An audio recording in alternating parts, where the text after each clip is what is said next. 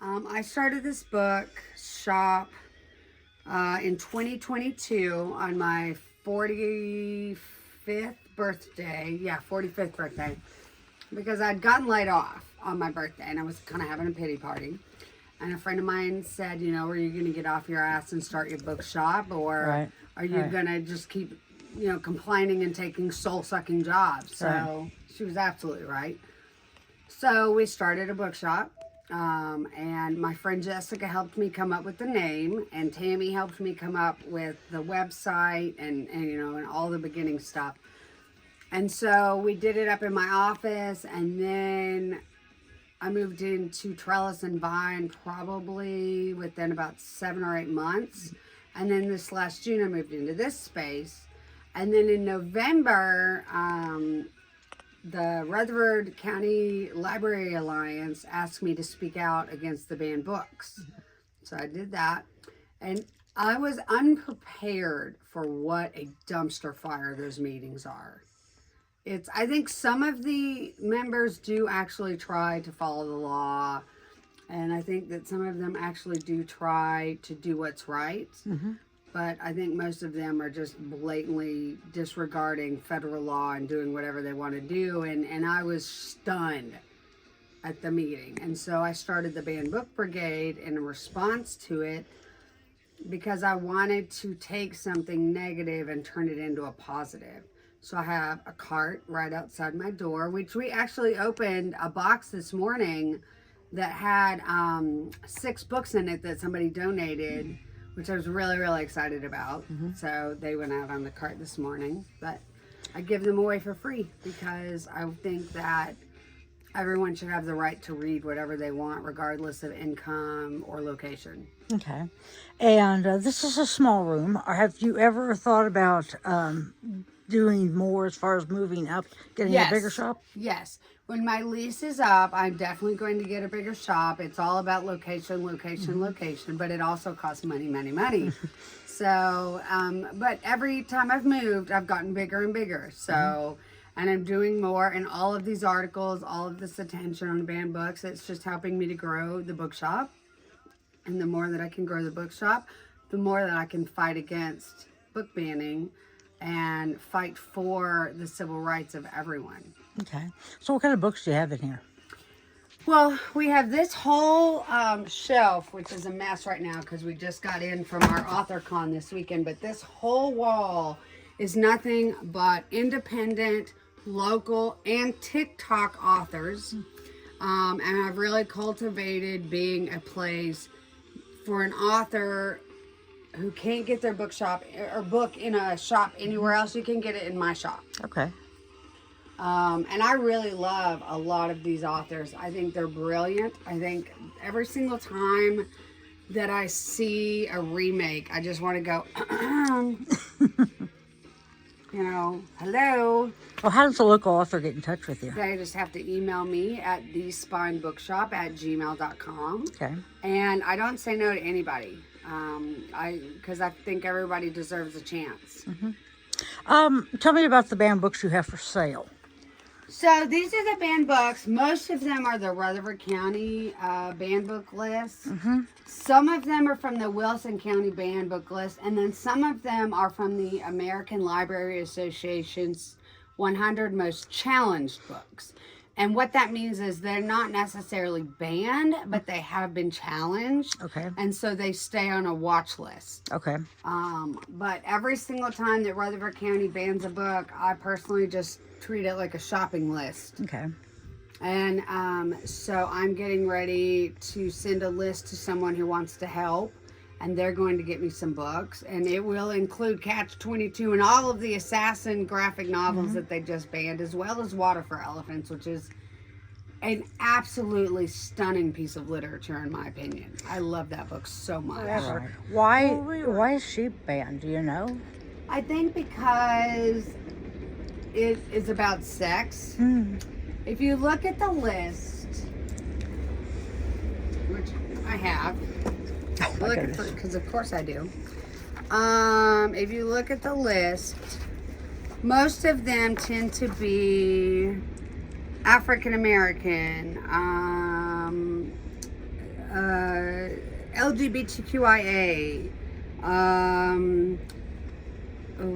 African American, sexual, which I don't think it's sexually explicit, but it alludes to sexuality, women empowerment, sexual assault, God, just, Forever's on the list. And I think that one's, that's, gosh, I haven't read that one in a real long time. I think that one is sexuality in that one. Ready Player One, sexuality. No David still mystifies me. I don't understand why that one's banned. That's right up there with Pinkalicious. I don't understand that. It's one of those where it's like, okay, why? Yeah. The Invisible Man, The Time Machine, the graphic novels. Like, are you kidding me? Those are like historical, beautiful works of literature that changed the face of literature. The Tempest by Shakespeare, the graphic novel is on there. Things like Paper Towns. They're going after specific readers too, I think. Like John Green is, like, everything he's written is on here pretty much.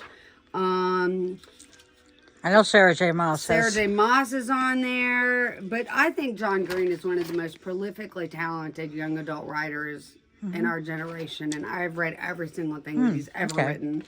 Ellen Hopkins, everything she's written is on there. Emmy Laybourne is on there. Stephen King is on there. Sarah J. Maas, Katie McGarry. Like, it's just, it's almost like they're going after specific authors as well as titles, which tells me that they haven't read the books. I mean, they've even said they haven't read the books. They said on record they haven't read the books. And then somebody brought up at one meeting, well, you know that you're going to get a suit, and they basically said they don't care. But which would piss me off if I live in Rutherford County, and it makes me mad because if we get sued again, you know who's going to pay for that? Not them, us, the people who live here. And your school board just said they don't care if we get sued. Right, They should care. It's a small cart, but Yeah, it's a small cart. But these are all the books that have been donated as part of the Banned Book Brigade. What kind? What's in there? Well, let's see. So the ones that we just got this morning were Charlotte's Web and Speak. We got Red, White, and Royal Blue. No, I'm Not Your Perfect Mexican Daughter.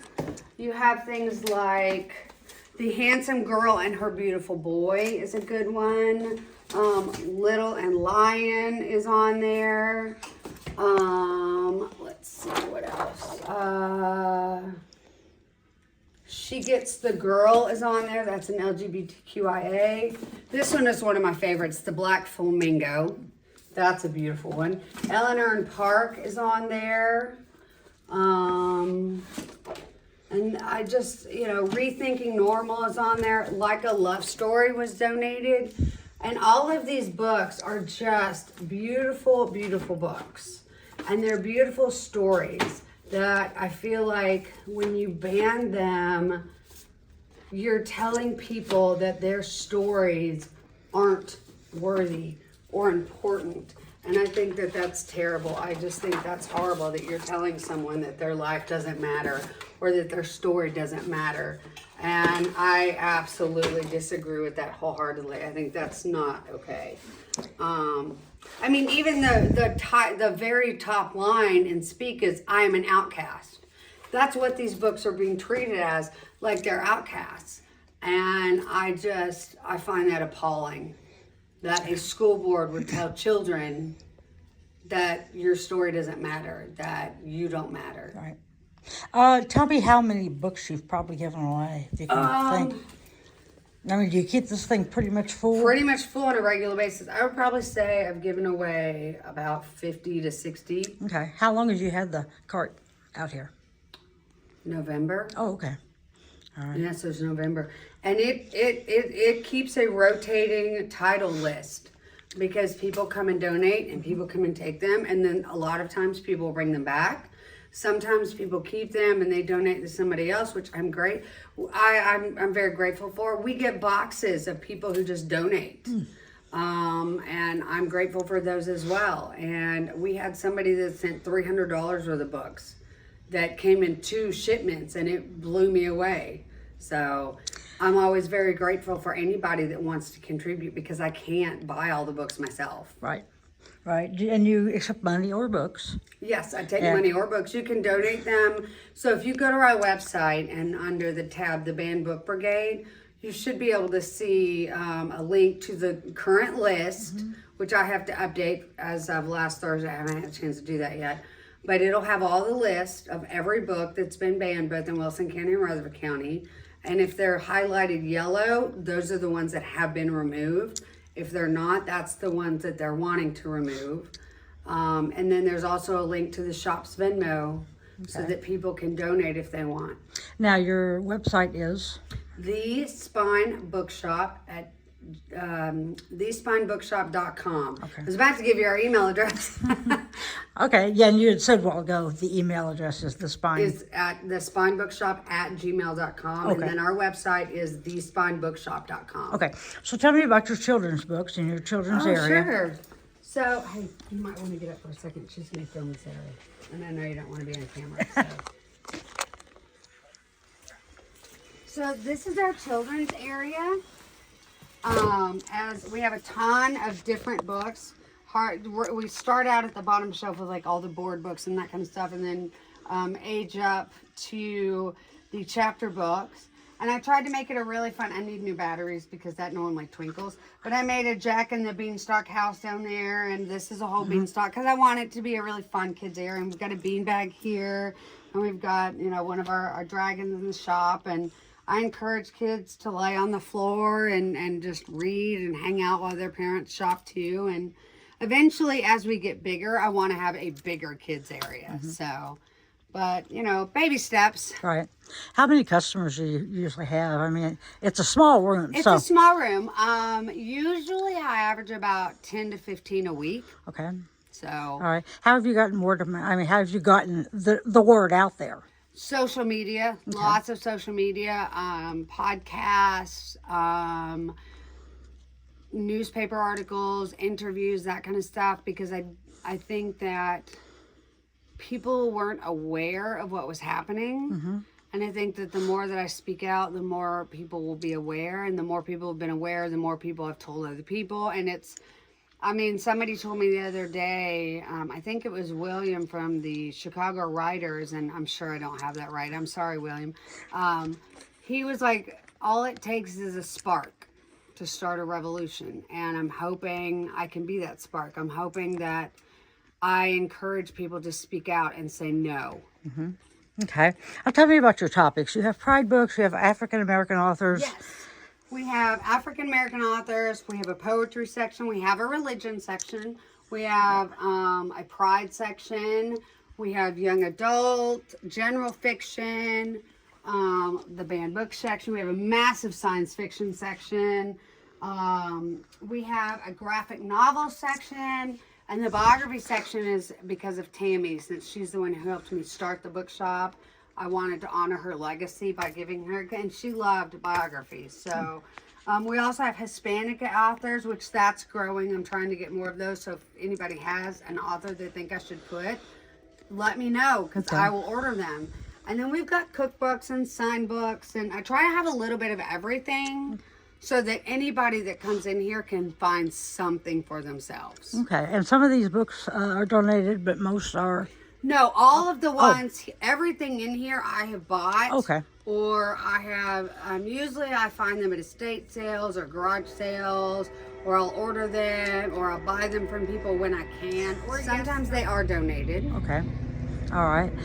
What else do I need to know about you or the shop? Or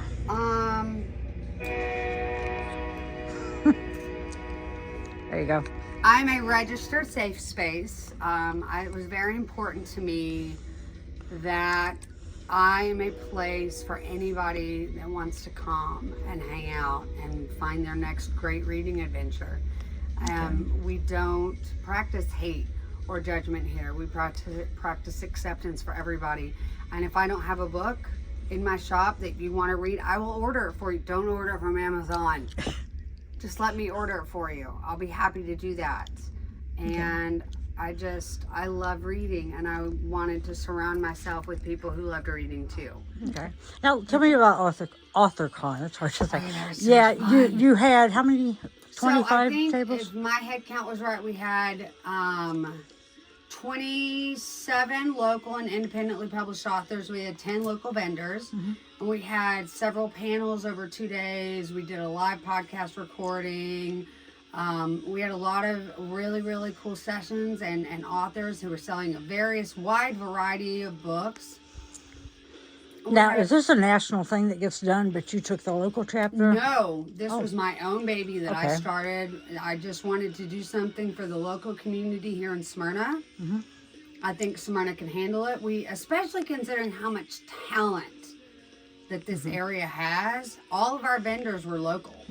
Okay. And I think more than half of our authors were local to this area, somewhere outside of Smyrna, like in Nashville and that kind of stuff.